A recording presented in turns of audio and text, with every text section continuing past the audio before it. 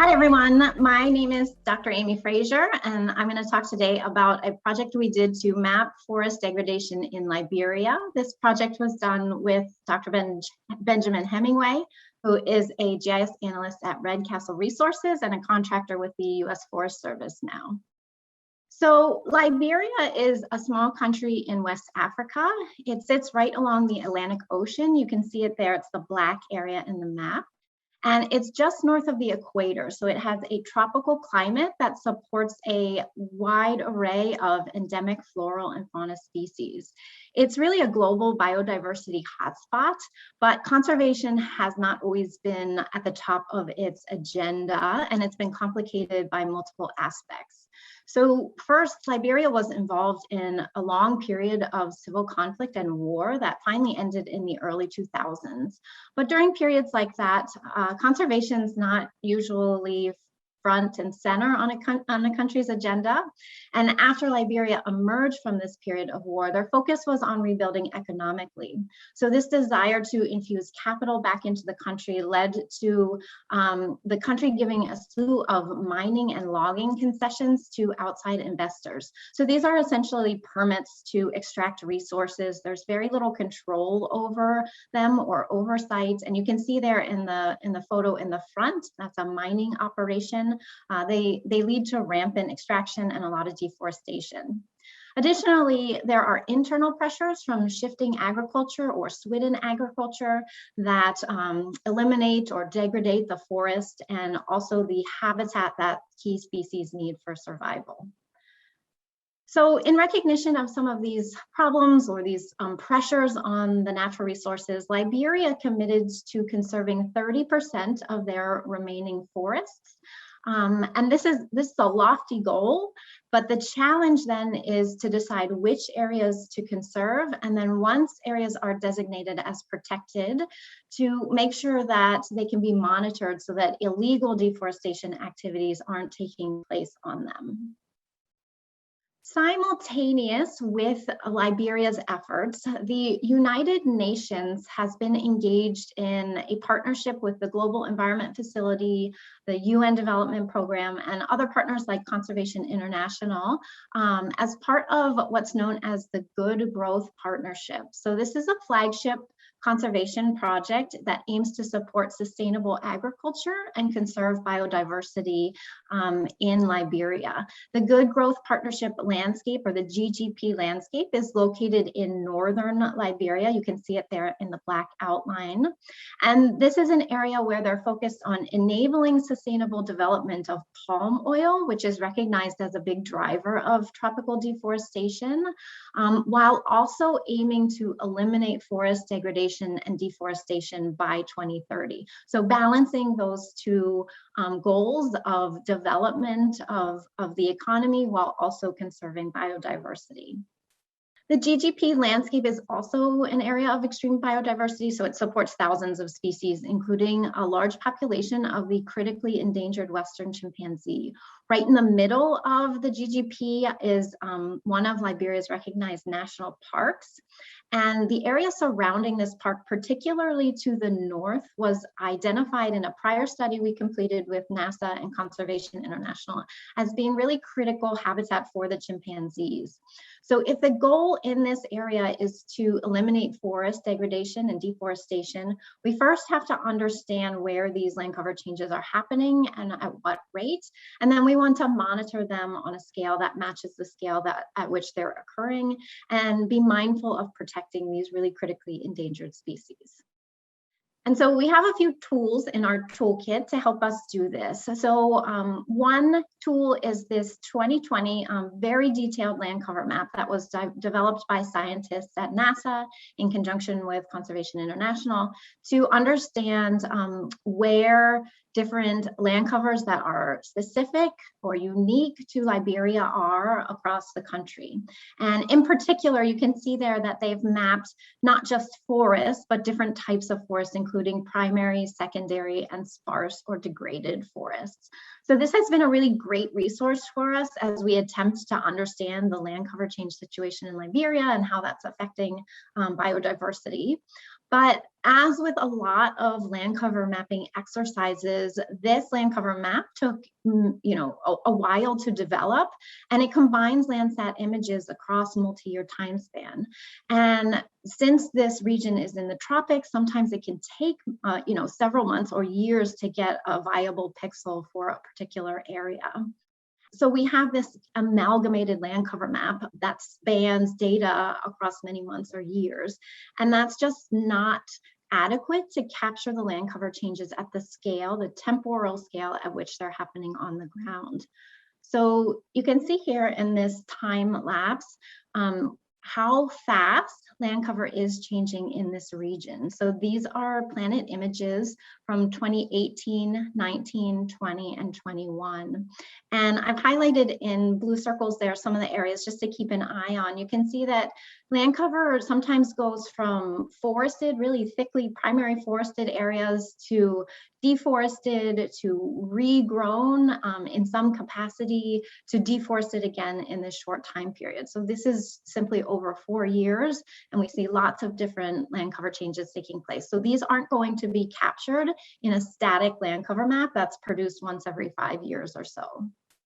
And so our objective in this study was to determine whether we could use planet data to identify and quantify some of these very dynamic land cover changes that are occurring to help support those conservation efforts.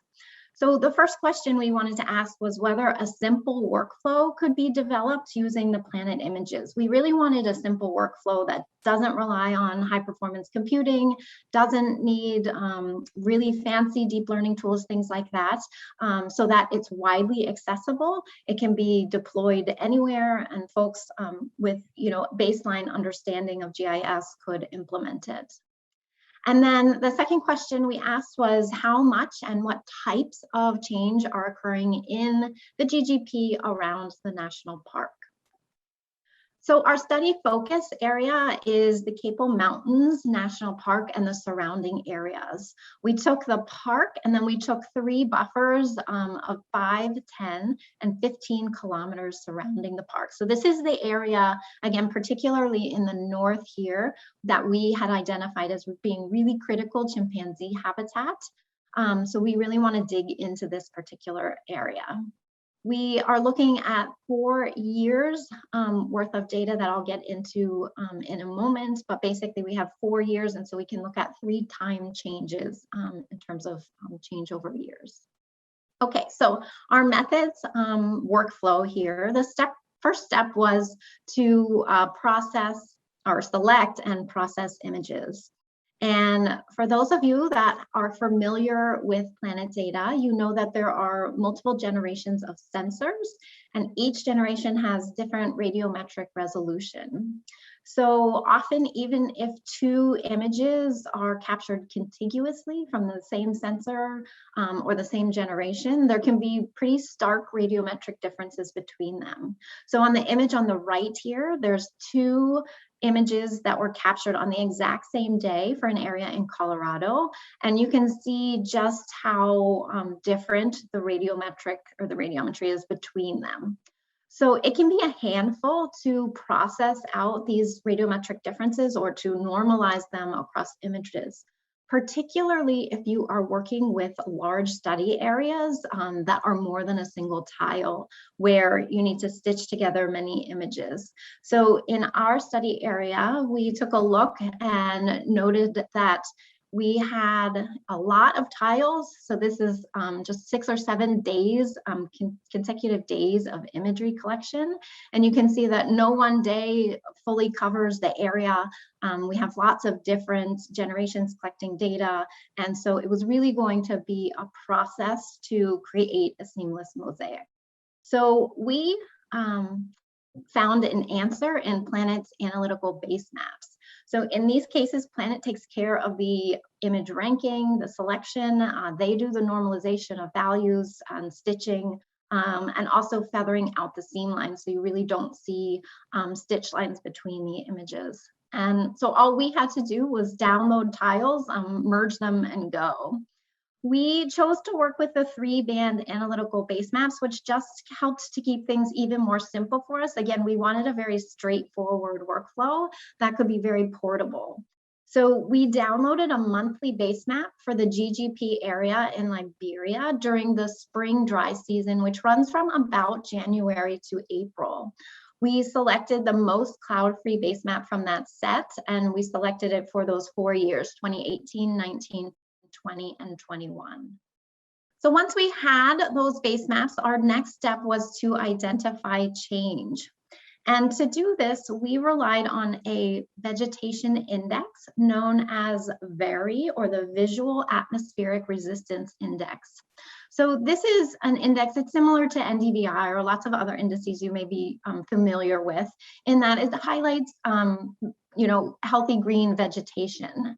We decided to use the VARI index, which is the Visual Atmospheric Resistance Index.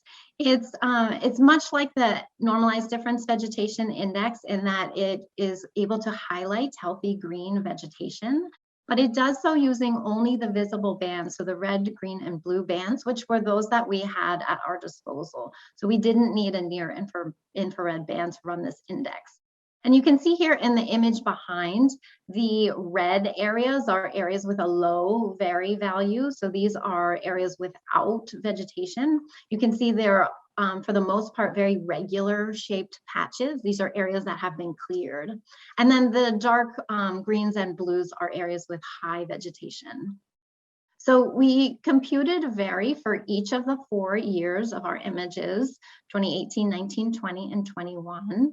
And then to identify change, we relied on a relative change metric that was going to help us highlight these areas of change. So humans are very good at identifying change areas on a map, but it's much harder for a computer to do so. And so we chose this relative change metric, which basically takes the most recent time period of imagery, subtracts the prior time period, and then divides that by the maximum value of either of those 2 time periods. And the values range from -2 to +2, with values in the middle, -1 to 1, being pixels that haven't really changed that much. So these are pixels that we're not really concerned with. They may have changed a bit, but they're still kind of falling in that normal range of the distribution. What we are interested in are the tails. So you can see there the tail from -2 to -1 in red. Those are pixels that lost a considerable amount of VARI between the 2 time periods. And so those are areas that were degreened over the 2 time periods. In the green areas there from 1 to 2, those are areas where the VARI increased over time, so regreening. And you can see here in the image behind, we've got the red and the green patches, but then we also have a lot of noise or salt and pepper pixels there.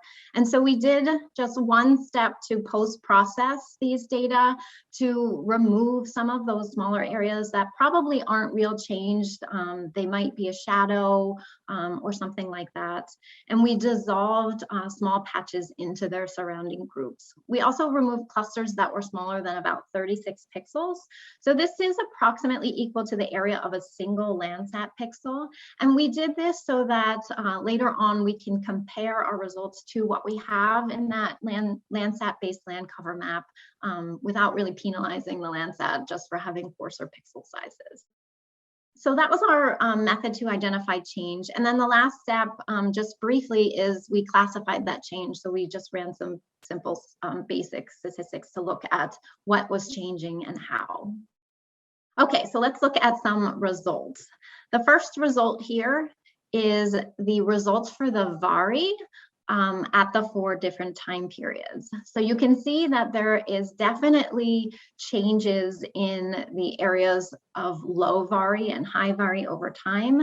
We see pockets emerging in certain years of just really heavy changes in that VARI, particularly to the north of the area and down to the south. You can see it in that 2020 map. And then I want to draw your attention here to the 2021 2021 map, and the stitch lines or the striations that you can see there, maybe some cloud cover issues. Those would be problematic if we were just relying on this, on the VARI, but since we're doing a relative change, those really get filtered out. And you'll see in the next slide that you really don't, they really don't come through at all once we run the change, the relative change analysis. Okay, so this slide here shows the results of that land cover change. Again, we have the regreening areas in green and the degreening areas in red. We can see definite year-to-year changes, again, in those similar areas to what you might have thought based on the VARI index values.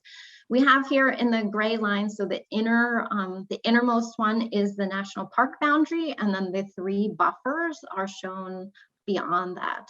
So we can see, particularly in the northern area, there's a lot of change, year-to-year change going on, both degreening and regreening, which could be deforestation followed by agriculture. And then the second thing is, even within the national park, we are seeing land cover changes year over year. So it's important to recognize that in the national park here, there are folks that depend on this area for their livelihoods. And there's also not quite the level of regulation that we may see in national parks in other areas of the world. So this is definitely an area, if the goal is to really protect it for those key species, to keep an eye on kind of what's happening in and around the park. So our kind of classification of the results here, I just want to orient you to this graph to start. So on the x-axis there, we have our 4 extents of analysis, so the national park and then the 3 buffers. And on the y-axis there is just the hectares of change. And the degreening and regreening in the color scheme up there. So the degreening areas are going to be shown in the burnt orange, and then the regreening areas are going to be in the green colors. The hues match the years of the time change. So earliest is the lightest, and the latest or most recent time period change is the darkest. So this is what we found in terms of just summarizing our results within those 4 extents. So you can see that we, not surprisingly, have more change happening in the larger buffer area. But we also, like I mentioned, there is change happening within the park itself. If we wanted to get an idea of what was happening in the park plus the buffer, we simply would add the KPO area to the rest of them.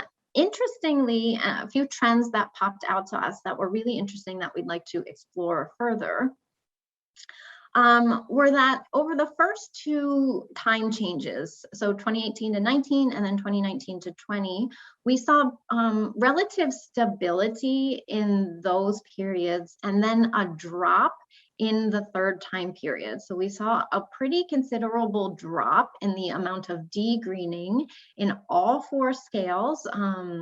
That was something interesting that we are hoping is the result of policy changes and things like that, but we'll have to dig a bit deeper to understand the context there.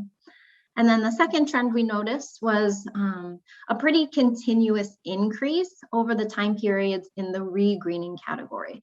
So we see in the KPO, the 5K and the 10K buffer, we see increases, year over year. In the 15K buffer, it drops a little in that last year. So it peaked and then kind of dropped back a bit. So we're not sure yet if that's just a little anomaly. We only have three change points of time to look at. But overall, it's pretty encouraging just in terms of the regreening in the area. So just to summarize here with some key findings. So we set out to develop a pretty simple workflow to look at these highly variable land cover changes that were happening in this GGP landscape area. We found that the analytical base maps, the 3-band analytical base maps with a VARI index-based change detection was pretty successful in identifying these areas of degreening and regreening.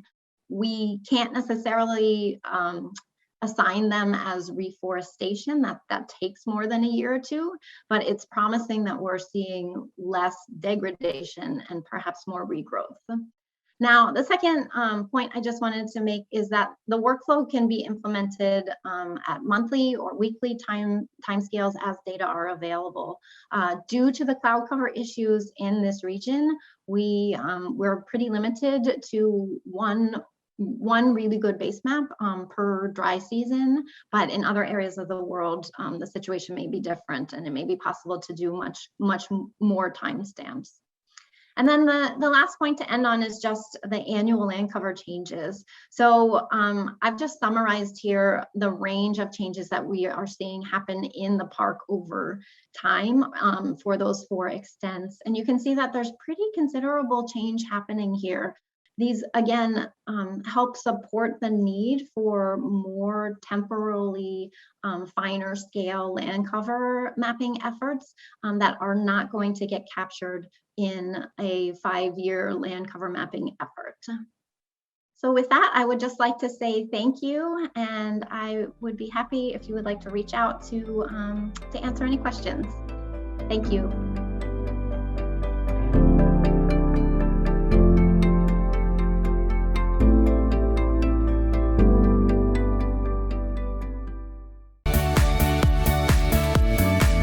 Thank you all for attending Planet Explore 2021. From our speakers, to our partners, to our sponsors, to you in the audience, we hope you had an amazing event, but most of all, we're really excited to see what you do over the next coming year.